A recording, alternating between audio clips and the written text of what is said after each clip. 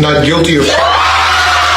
Un voleur a été grièvement blessé après avoir tenté d'agresser une femme. Ce qu'il n'avait pas prévu, c'est que cette femme était une entraîneuse locale de MMA, Danielle Carter. Après avoir suivi Danielle, le voleur a essayé de lui arracher son sac. Danielle a immédiatement frappé l'homme avec son sac puis lui a donné un coup de poing au visage. Après avoir lutté dans la douleur, le voleur a perdu connaissance. Danielle s'est alors retourné et a quitté les lieux. Des témoins ont appelé la police et le voleur a été transporté à l'hôpital. La police l'a ensuite identifié comme étant Lucas Miller, âgé de 21 ans. Les médecins ont déterminé que les actions de Danielle avaient provoqué de graves fractures du nez et de l'orbite de Lucas, et que son œil gauche était si gravement endommagé qu'il a dû être retiré. Après avoir appris ce qui s'était passé, la famille de Lucas a poursuivi Danielle en justice.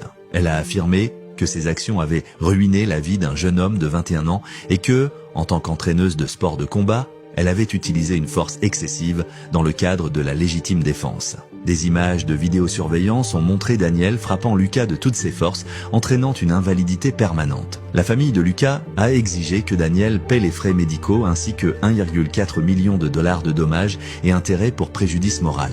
Après examen de l'affaire, le juge et le jury ont statué à l'unanimité que les actions de Danielle relevaient de la légitime défense. Le juge a rejeté la plainte de la famille et déclaré Danielle non coupable. Lucas, qui était inconscient à ce moment-là, sera inculpé pour vol qualifié une fois qu'il aura repris connaissance. Penses-tu que le verdict était juste ?